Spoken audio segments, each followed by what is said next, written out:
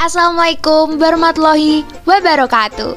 Kembali lagi nih sama kelompok 5. Di sini kita akan membahas tentang hakikat bahasa Indonesia. Yuk kita bahas bersama. Tapi sebelum kita bahas, kita mau kenalan dulu nih. Anggota kelompok kami, yang pertama, Alvindi Rosanu Jayanti, kedua, Gandhi Bastian, ketiga, Hasyana Jamila, keempat, Niken Arina, dan terakhir Tutut Hanifah. Nah, pertama, hakikat.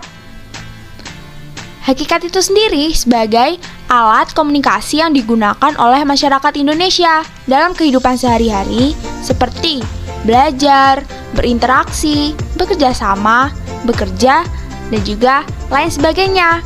Nah, bahasa menjadi unsur utama dalam berkomunikasi antar masyarakat. Kedua, ada fungsi bahasa. Fungsi bahasa sendiri ada 3 nih. Yang pertama, alat komunikasi. Yang kedua, alat pemersatu. Yang ketiga, sebagai identitas suku atau bangsa. Fungsi bahasa Indonesia. Yang pertama, alat komunikasi merupakan alat komunikasi dua arah antar individu. Yang kedua, sebagai alat pemersatu dengan bertukar pikiran dengan bahasa yang sama. Yang ketiga, sebagai identitas suku atau bangsa.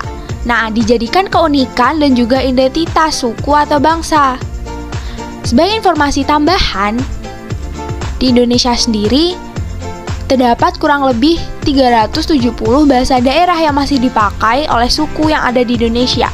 Jadi, bahasa Indonesia ini sangat penting sekali sebagai alat bertukar pikiran dengan bahasa yang sama.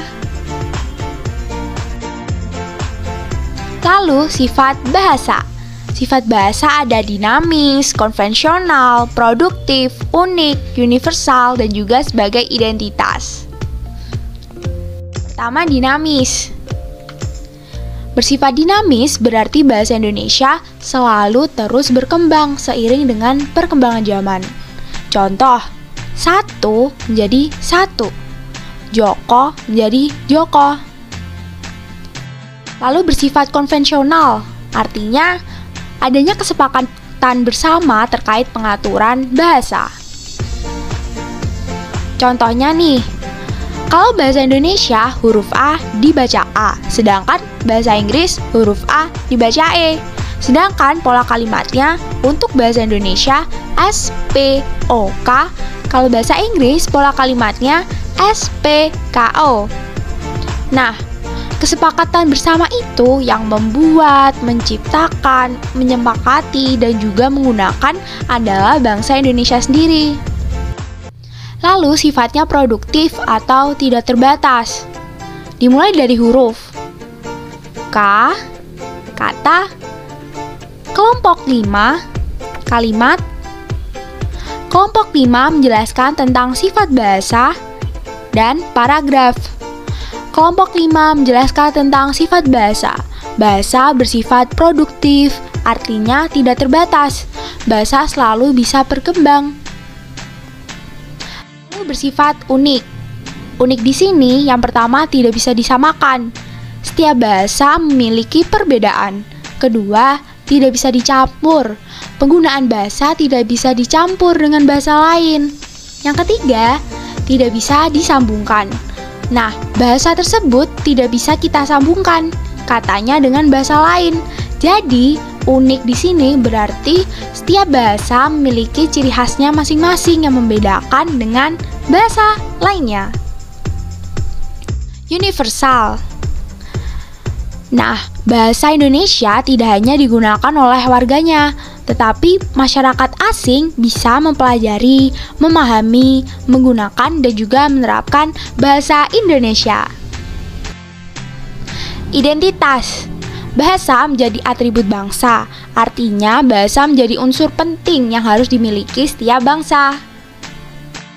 Lalu, kedudukan bahasa Indonesia sebagai bahasa nasional dan juga bahasa negara.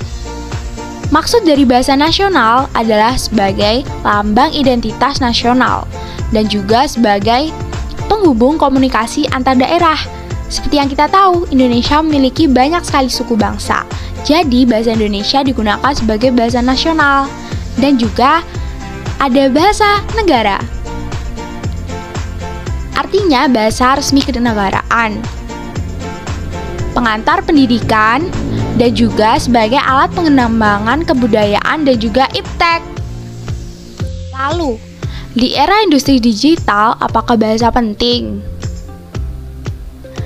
Tentu saja bahasa ini penting, karena dalam era digital, teknologi bahasa membantu manusia dalam berkolaborasi, berbisnis, berbagi pengetahuan, dan juga berpartisipasi dalam perdebatan sosial dan juga politik.